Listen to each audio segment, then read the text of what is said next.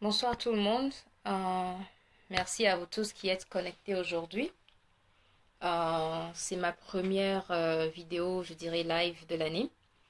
Donc, je vais profiter de l'occasion pour souhaiter à tout un chacun de vous une excellente année 2018. Que cette année voit vos projets se concrétiser et puisse vous tous trouver la force, l'énergie et le courage ainsi que la détermination pour mener à bout chacun de vos combats, aussi bien dans votre vie privée, professionnelle et bien au-delà. Donc encore une fois, excellente année à vous tous et merci d'être là et de me suivre dans ce live.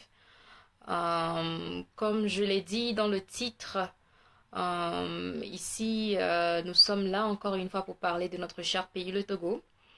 Le 13 janvier 2018 va marquer le 55e anniversaire de l'assassinat du président Sylvanus Olympio, le seul président jamais élu par le peuple togolais, qui a été assassiné le 13 janvier 1963 par une horde de voyous, de criminels à la solde de l'armée coloniale française qui ont été payés pour assassiner notre président élu tout simplement parce que ce dernier avait une vision pour le Togo, une vision d'un Togo libre, une vision d'un Togo indépendant, une vision d'un Togo capable de se subir et une vision d'un Togo dans lequel les Togolais ne dépendent de personne, un Togo dans lequel les Togolais sont libres, un Togo dans lequel les Togolais ont tous les mêmes opportunités de réussite dans la vie et un Togo dans lequel les Togolais ne sont pas traités comme des esclaves comme ça avait été le cas sous la colonisation française.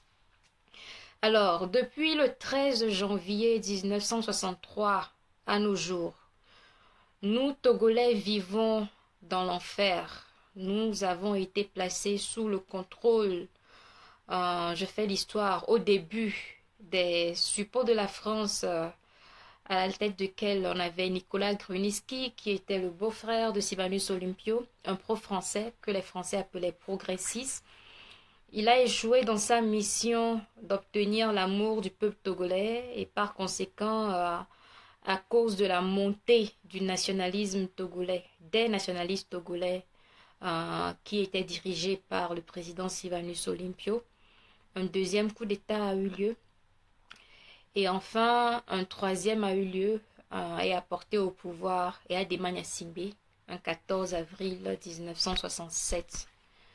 Il faut dire que depuis que le peuple togolais a voté pour son président le 27 avril 1958, pour ceux qui ne connaissent pas l'histoire, c'est le 27 avril 1958 que le Togo a voté durant un référendum pour l'obtention de son indépendance. Et pour que cette élection même ait lieu sous l'égide des Nations Unies, il a fallu plusieurs années de lutte. Le Togo était sous mandat de la France par les Nations Unies et il fallait rassembler des centaines de milliers de signatures pour prouver que les Togolais étaient prêts pour l'indépendance afin que les gens puissent organiser ces élections pour porter à l'indépendance du Togo.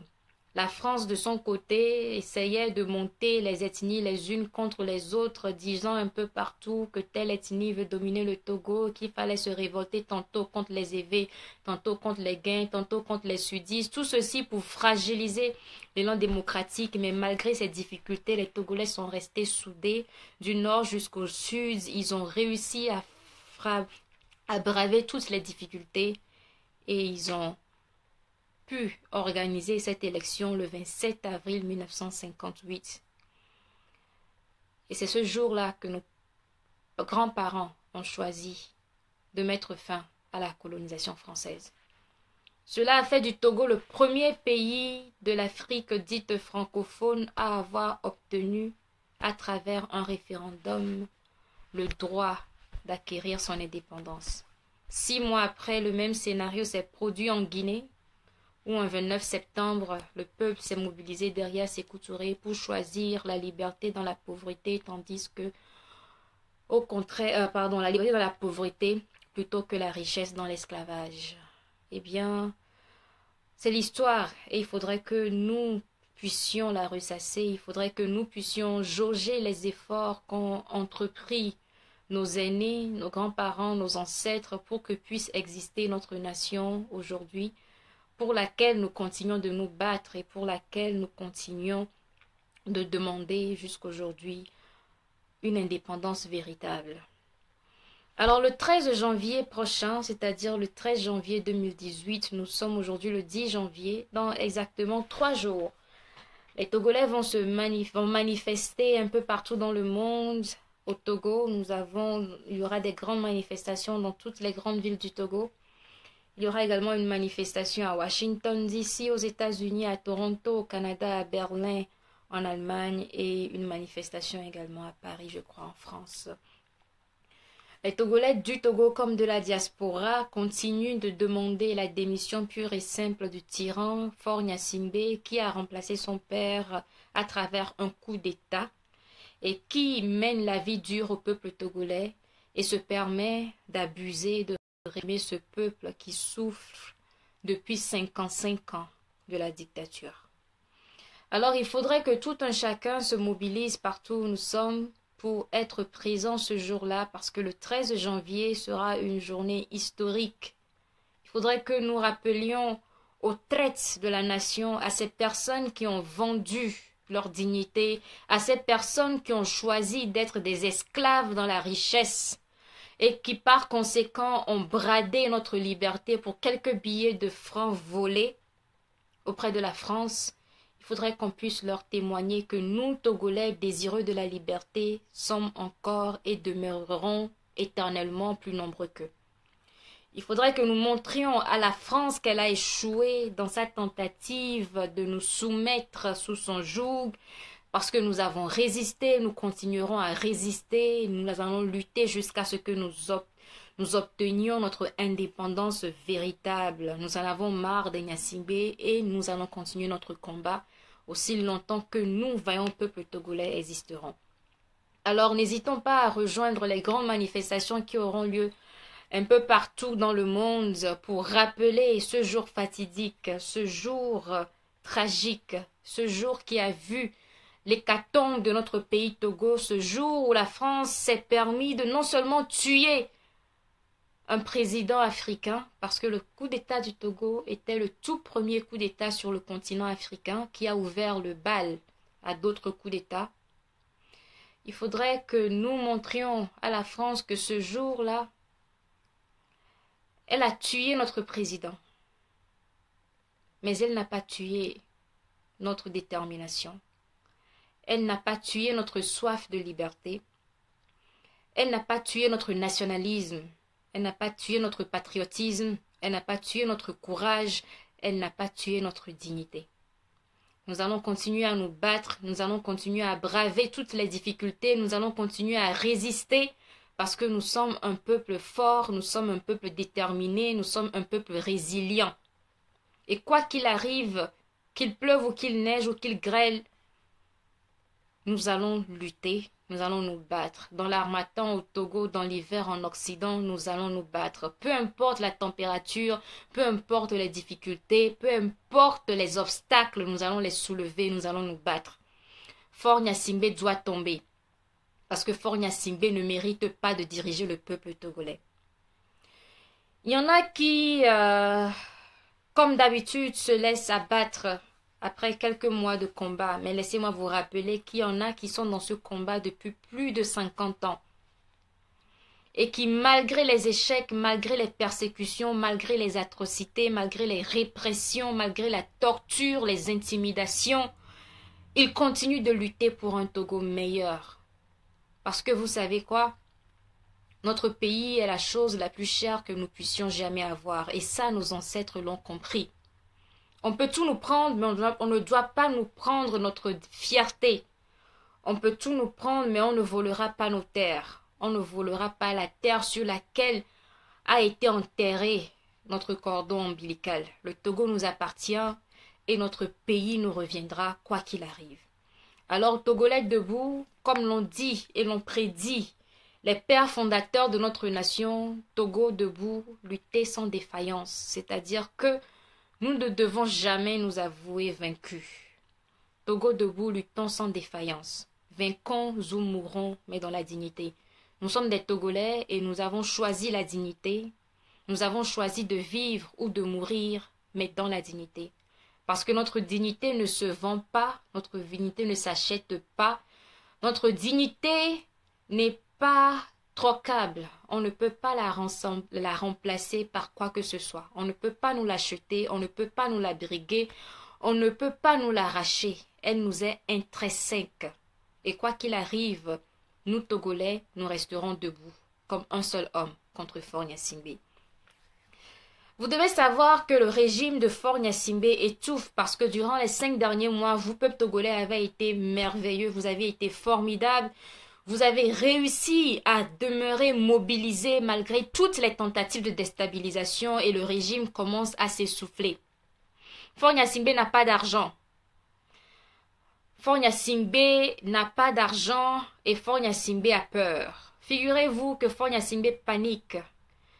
Il se fait que le Togo devait recevoir des ressources financières, une aide humanitaire du MCC, le Millennium Challenge Corporation, une valeur de 400 à 600 millions de dollars. Eh bien, grâce aux efforts des patriotes togolais aux États-Unis qui ont appelé le MCC pour leur faire savoir que le Togo ne remplit pas les conditions d'éligibilité et d'admissibilité à ce programme, la décision a été suspendue. Alors Faure Gnassingbé et ses sbires sont en colère.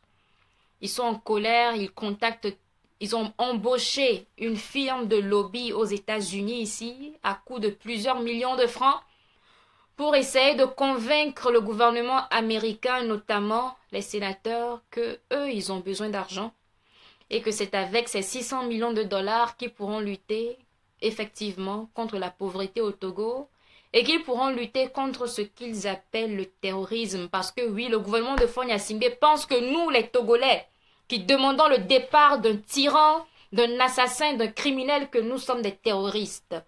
Eh bien, si le terrorisme signifie lutter pour sa dignité et mettre fin à la dictature, nous serons terroristes et fiers de l'être et nous allons continuer par les terroriser si cela nous permettre d'obtenir notre liberté. Alors, Faure Gnassingbé quémande, il n'a pas d'argent, il quémande de l'aide d'un peu partout, et raison pour laquelle il s'accroche au dernier de ses supporters, parce que les caisses sont vides, les investisseurs ne viennent plus, il lui faut augmenter également comment l'appelle-t-on, pas les perdièmes, les subsides des militaires, les salaires des militaires également, afin de pouvoir éviter un coup d'État parce que Faure Gnassingbé a peur. Au même moment, il est accablé par la fonction publique parce que les salaires des fonctionnaires et les indemnités des fonctionnaires, notamment les enseignants et le personnel hospitalier, eh bien, ils sont constamment en grève parce que l'État ne tient pas à ses promesses et ils vivent dans la misère. Ils demandent à ce que leurs droits soient respectés. Et Faure Gnassingbé ne sait pas où se donner la tête. Alors certes, nous savons d'ores et déjà que le combat sera rude, mais comme je l'avais toujours et continuerai toujours à le dire, les dernières heures d'une dictature sont les plus tragiques. Et il se peut que dans les semaines ou mois à venir, Faure Gnassingbé devienne plus cruel, plus sauvage, plus mesquin, plus méchant qu'il ne l'est déjà. Nous, Togolais, nous devons être prêts à résister. Nous devons être prêts à résister. Nous devons continuer le combat. Nous devons continuer par mobiliser les ressources parce que nous avons déjà trop investi dans cette lutte pour abandonner à ce stade. Nous sommes arrivés trop loin pour reculer maintenant. Nous n'allons pas permettre à ces voleurs, à ces assassins, à ces criminels de remporter ce combat. Alors quoi qu'il arrive, il faudrait que nous le fassions pour nos enfants, pour les enfants de nos enfants et les enfants des enfants de nos enfants, parce que nos ancêtres se sont donnés corps et âme pour nous qui vivons aujourd'hui. Aujourd'hui, nous avons quelques avantages, mais vous savez, ça a été obtenu par nos ancêtres. Durant l'époque coloniale, nous les Noirs, les Africains, étions appelés des indigènes. La France a sorti, je crois, en 1917 ou en 1937, l'un ou l'autre, ce qu'ils appelaient le code de l'indigénat. Et sous ce code de l'indigénat, des millions de nos grands-parents avaient été réduits à l'esclavage que la France avait déguisé sous le terme de travaux forcés. Nos ancêtres travaillaient pour la France par la force, d'autres dans les champs, d'autres construisaient les voies ferrées qui permettaient à la France de piller nos ressources vers le port. D'autres travaillaient comme des commis dans les bureaux, d'autres comme des domestiques dans leurs maisons. La France a ramené et restauré l'esclavage en Afrique et a réduit nos ancêtres à l'esclavage. Mais un jour, ils se sont dit « assez ». Et ils ont lutté, ils se sont battus pendant des décennies pour obtenir notre indépendance. Aujourd'hui, certes, la vie n'est pas belle, la vie n'est pas rose. Aujourd'hui, certes, les conditions demeurent difficiles. Nous continuons à être exploités par les Français et par d'autres nations parce que nous ne sommes pas indépendants. Mais la vie est meilleure qu'elle ne l'a été pour nos ancêtres qui se faisaient fouetter dans les champs de café, de cacao, des veillas, pour produire gratuitement pour la France. La vie aujourd'hui est meilleure que cela. Aujourd'hui, nous avons un passeport, une identité, nous sommes des Togolais. Hier, les Togolais n'existaient pas, nous étions des indigènes, des citoyens de seconde classe. Nous n'avions pas de pays propre à nous, nous étions traités comme du bétail rassemblé dans des champs. Alors vous devez comprendre que même si nous pensons que le Togo ne vaut pas la peine de lutter pour, vous devez comprendre que les sacrifices qui ont été faits pour que le Togo puisse exister aujourd'hui sont trop énormes pour que nous Togolais, trahissions la mémoire de ceux qui se sont sacrifiés pour que puisse exister notre pays. Nous devons nous battre pour eux. Et nous devons nous battre pour que nos enfants et les générations à venir puissent jouir d'un tout petit peu plus de liberté que nous en jouissons aujourd'hui. Tout comme nous aujourd'hui nous jouissons d'un tout petit peu plus de liberté que n'en ayons joui il y a de cela 10, 20, 30, 50, 60, 100 ans. Alors, Togolais debout, luttons pour notre liberté, mettons fin à la dictature et au règne des Gnassingbé. Les arrestations arbitraires continuent et elles continueront. Ils arrêtent les gens, des innocentes personnes, et ils se permettent de fabriquer des histoires pour justifier ces arrestations arbitraires. Elles vont continuer parce que le combat aussi continuera. Mais nous devons savoir que notre lutte doit constituer à libérer le Togo, pas à libérer seulement quelques individus derrière le barreau. Nous devons libérer le Togo tout entier de ces délinquants. Parce que nous sommes dirigés par des délinquants.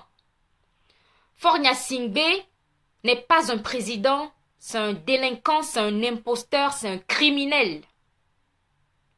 Vous devez comprendre la genèse de la présidence, du poste présidentiel de Faure Gnassingbé. Faure Gnassingbé a pris le pouvoir par coup d'État un 5 février 2005, quelques heures après l'annonce du décès de son père. Non, quelques minutes après l'annonce du décès de son père. Il était 19 heures passées quand le premier ministre à l'époque, Kofi Sama, s'est pointé à la télévision pleurant comme un bébé de 3 mois pour nous annoncer la mort d'un certain Baobab qui serait tombé, c'est-à-dire le tyran Gnassingbé Adema. Moins d'une trentaine de minutes après, nous avions assisté à une scène qui choquera le monde entier. Eh bien, il s'agit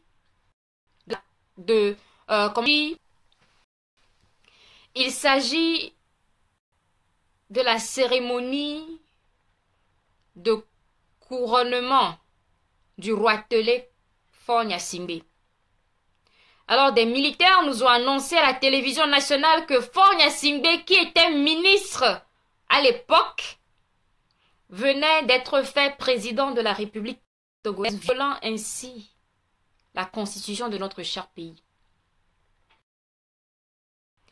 À 40 ans, Faure Gnassingbé a commis le crime le plus grave contre notre nation. Il a trahi la nation togolaise. Il a porté atteinte à la sûreté de notre République. Il a violé la constitution togolaise. Et de facto, dès l'instant que ce coup d'État a été commis, Faure Gnassingbé est un criminel et doit aller en prison. Ça, c'est le premier point dont vous devez toujours vous rappeler. Peu importe ce qui se soit passé après, le fait que Faure Gnassingbé ait pris le pouvoir par coup d'État le 5 février 2005 fait de lui d'emblée un criminel qui a sa place en prison pour haute trahison.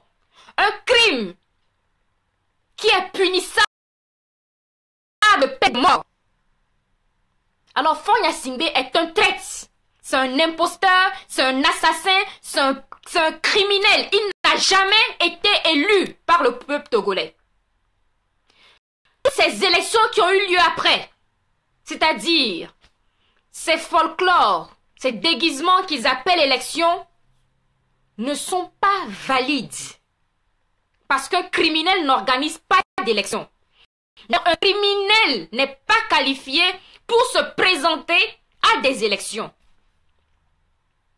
Faure Gnassingbé a perdu le droit de se présenter même aux élections municipales dans notre pays. Parce qu'il a commis un crime, il a violé la constitution et il a sa place en prison.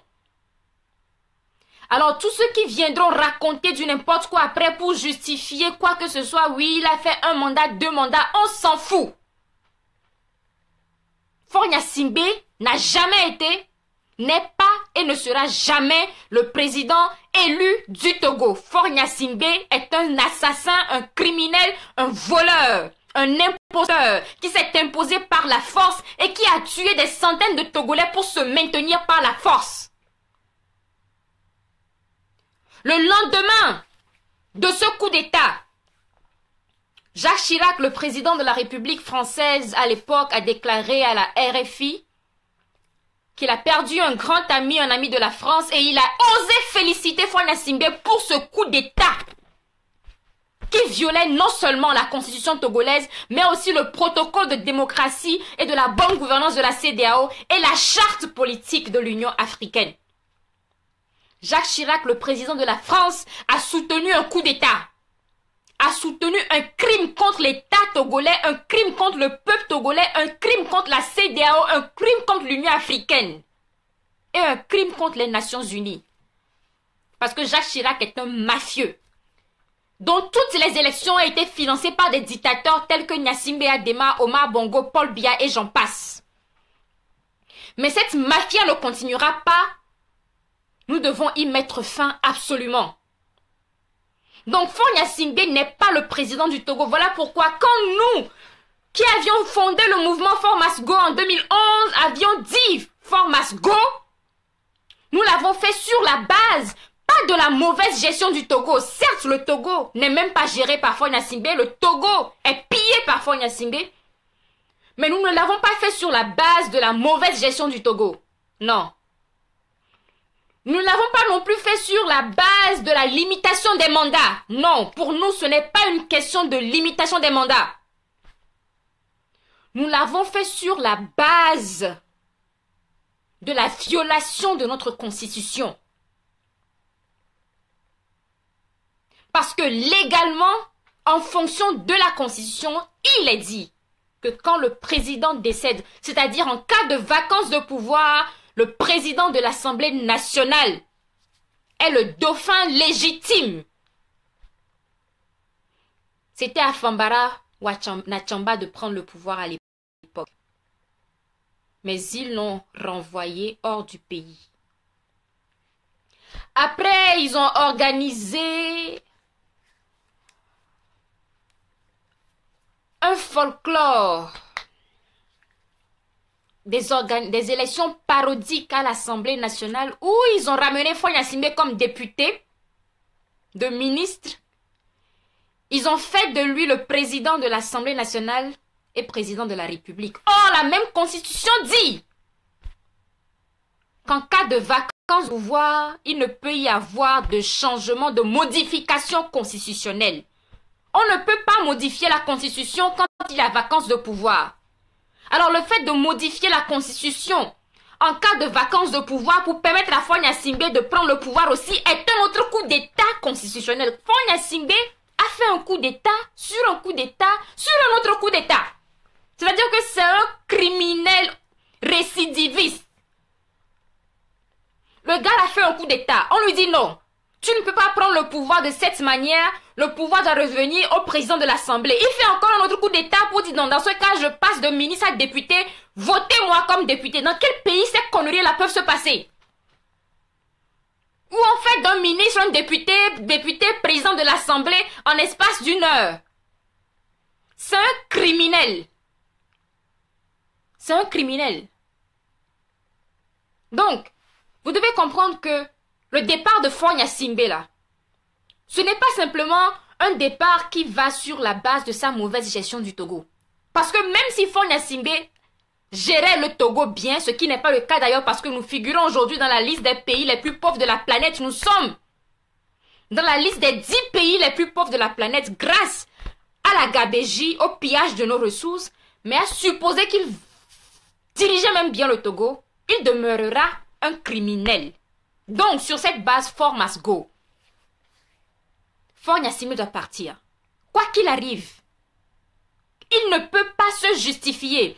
Donc, le discours que ce monsieur a fait le 3 janvier dernier, essayant de parler de ses réalisations. Tout d'abord, c'est se moquer de la gueule des gens. Je ne sais pas si c'est les cinémas qu'il inaugure avec Bolloré, qu'il appelle réalisation, mais peu importe les réalisations de Faure Gnassingbé, à supposer qu'il ait fait du Togo, je ne sais pas quoi, la Malaisie en une seule nuit, il va toujours partir. Parce que c'est un criminel. Parce que c'est un assassin. Parce que c'est un voleur. Alors, l'article 150 de notre Constitution nous interpelle, nous Togolais, et dit que nous avons le devoir, non seulement le droit, mais aussi le devoir de nous mobiliser et de faire face à tout régime autoritaire. Dès la seconde où Faure Gnassingbé a violé la constitution togolaise, nous les Togolais, nous avons le devoir, pas le droit, pas seulement le droit, le devoir de nous mobiliser pour faire tomber ce régime. Donc ce combat est un combat patriotique.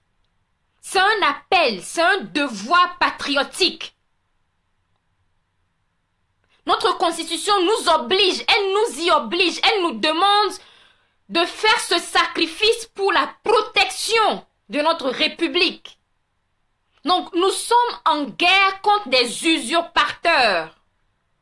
Nous sommes en guerre contre des assassins, contre des criminels, contre des faiseurs de coups d'État.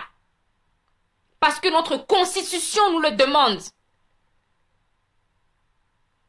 Nous, le peuple togolais, sommes les seuls garants de cette constitution-là.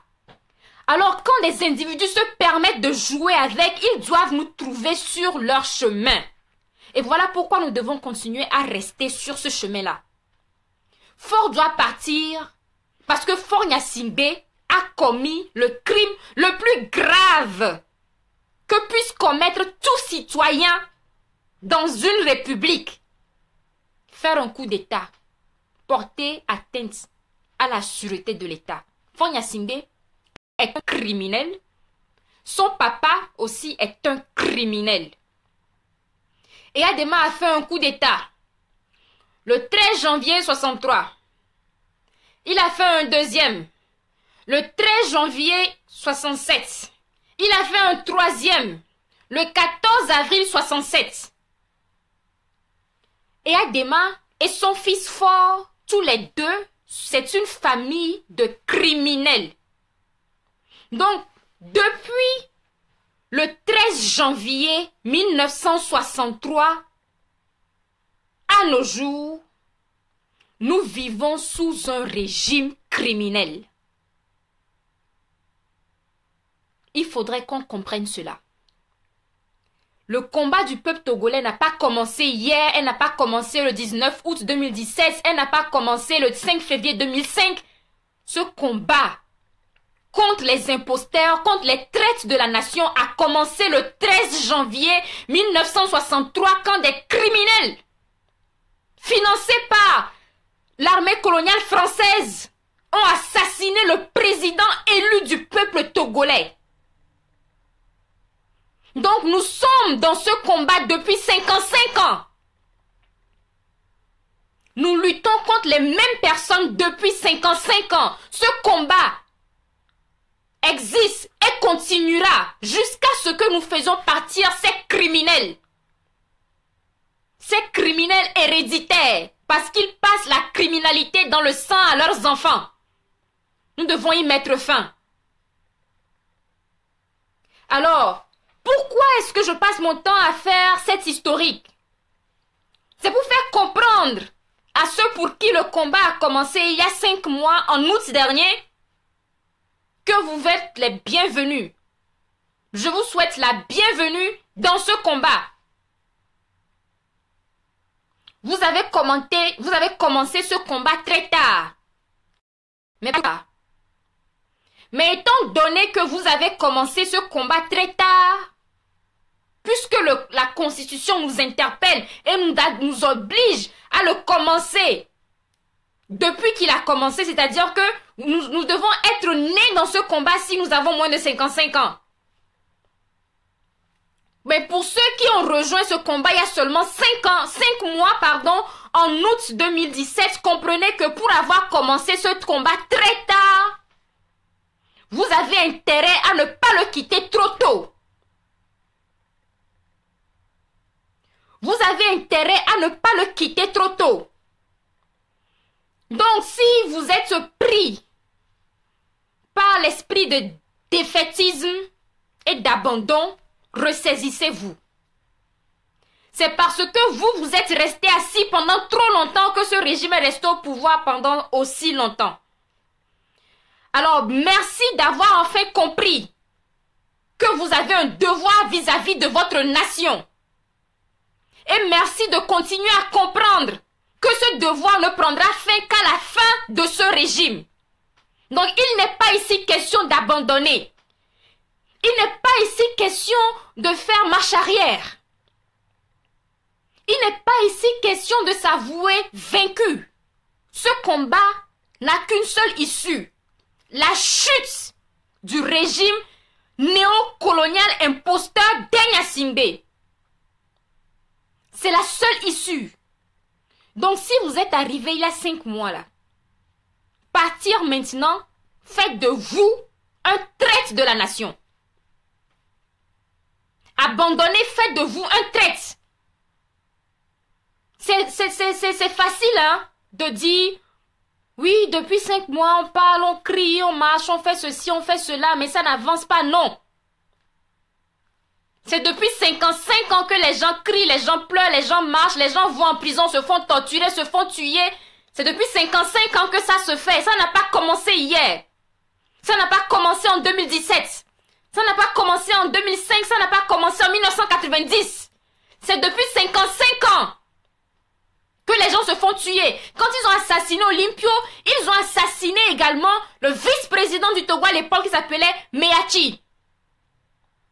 Ils ont assassiné des ministres togolais. Ils ont mis en prison certains autres. Ils ont mis en prison tous les leaders du culte à l'époque et tué plusieurs d'entre eux. C'est depuis 55 ans que la France a déclaré la guerre au peuple togolais. Alors, à vous de comprendre que la lutte, elle a été plus longue que vous ne l'imaginez. La lutte ne traîne pas. Non, elle ne traîne pas depuis 5 mois. Elle suit son cours naturel. Il faudrait qu'on continue le combat. Il ne faudrait pas qu'on lâche. Je ne suis pas en train de vous supplier, hein, parce que je ne vais pas supplier quelqu'un pour faire son travail. Je suis désolée. Je ne suis pas en train de vous demander une faveur, parce que le Togo ne m'appartient pas à moi plus qu'à vous. Je suis désolée. Je ne suis pas en train d'essayer de, je ne sais pas quoi, de vous amadouer, de vous caresser dans les sens du poil pour vous faire comprendre que oui. Non, non, non. Si le Togo est libre, il ne serait pas plus libre pour moi que pour vous. Nous sommes tous Togolais de la même manière. Nous aurons le même passeport. Nous aurons la même carte d'identité. Nous aurons les mêmes droits, devoirs et responsabilités vis-à-vis du peuple. Chacun de nos votes vont se valoir. Si Farida n'a vraiment vote, ça aura la même valeur que le vote de tout un autre Togolais. Donc, je ne suis pas obligée de demander pardon à quelqu'un pour lutter. Ça, on l'a assez fait depuis des années. On ne vous demande pas de lutter par plaisir de le faire. La lutte, ce n'est pas un concert où on invite les gens. Mon frère, viens, on va danser un peu. Non. La lutte, c'est un devoir, c'est un sacrifice. C'est un appel patriotique. C'est cette lutte que nous devons faire pour avoir le droit d'exister en tant que peuple. C'est cette lutte que nous devons faire pour avoir le respect que nous méritons en tant que citoyens. C'est cette lutte que nous devons faire pour avoir la liberté de jouir des richesses de notre propre pays. Un enseignant ne supplie pas son élève pour faire un travail. L'élève doit travailler parce que c'est son devoir de travailler. Je ne suis pas en train de dire que je suis enseignante et vous élève, mais je suis en train de dire que nous, Togolais, lutter pour la liberté de ce pays, lutter contre le régime de Faure Gnassingbé, ce n'est pas une faveur que nous sommes en train de faire à qui que ce soit, c'est un devoir que nous sommes en train d'accomplir. C'est un devoir patriotique. Et personne n'a le droit de baisser les bras. On peut se fatiguer, parce que la lutte, c'est fatigant. La lutte, ça use. On peut se blesser à différents niveaux, parce qu'il n'y a pas que des blessures physiques, il y a aussi des blessures psychologiques et émotionnelles. On peut se blesser. On peut tomber de différentes manières. Mais quoi qu'il arrive, quand on se fatigue, on se revigore. Quand on se blesse, on se soigne. Quand on tombe, on se relève. Mais on n'abandonne pas. Jusqu'à la fin. On n'abandonne pas. Parce que si d'aucuns avaient abandonné, il y a de cela des décennies, aujourd'hui, nous serions toujours des esclaves en train de cueillir du café, du cacao et des mangues pour que des petits blancs puissent manger du chocolat et boire du lait. Donc si aujourd'hui, certains d'entre nous avons le luxe de ne pas être traités comme des esclaves, avons le luxe de dire que nous sommes aussi les citoyens d'un pays, c'est parce que d'aucuns ont compris très tôt ce que certains d'entre nous comprenions trop tard. Un pays, ça se crée. Un pays, ça se maintient. Un pays, ça se sacrifie pour. Ceux qui ont créé le Togo ont fait leur part. Maintenant, à nous de maintenir le Togo. Donc, on ne peut pas laisser ces vautours célébrer éternellement la défaite du peuple togolais. Nous sommes un peuple invincible parce que nous sommes un peuple debout. Ça fait 55 ans que la farce a trop duré. Et à tous ces vaillants Togolais qui, depuis des décennies, luttent et se donnent à fond pour ce combat, et le mérite leur revient. À tous ces Togolais qui, pendant ces 55 ans, dormaient, il est temps pour vous de vous réveiller, sinon nous allons vous réveiller avec de l'eau froide. Il n'est pas ici question que d'aucuns se sacrifient pour que d'autres viennent profiter comme des parasites, comme des ténias. On va lutter ensemble on va se battre ensemble, ou on sera debout ensemble, ou on tombera tous ensemble. Donc chaque Togolais, soyez debout. Si vous connaissez un Togolais qui n'est pas debout, eh bien, réveillez-le. Mi-fouin, mi-quoi il dit. Faites-lui savoir que c'est parce que lui n'est pas debout que le Togo est assis. Il faut que tous les Togolais soient debout pour pouvoir rehausser notre pays qui est tombé, encore une fois, entre les mains des criminels, des assassins, des traîtres, des dominateurs, des colonisateurs. Donc chaque Togolais debout, tout Togolais qui n'est pas debout, forcez-le. Forcez-lui la main. La lutte n'est plus un choix, c'est un devoir. Quiconque refuse de se joindre à la lutte, utilisez tous les moyens pour l'y obliger. Parce que vous aussi, votre bien-être en dépend. Si nous devons être 50 000 pour faire tomber un arbre et qu'il nous sommes 49 999, eh bien l'imbécile qui refuse de venir assister, forcez-le à vous rejoindre. Ce n'est même pas un choix. C'est un devoir, c'est un appel. Ce n'est pas aux uns de se battre pour que d'autres en profitent. Non. Ces conneries ont trop duré. Je ne suis pas en train de parler parce que je perds espoir. Moi, je ne perds jamais espoir parce que, vous savez, je suis l'espoir.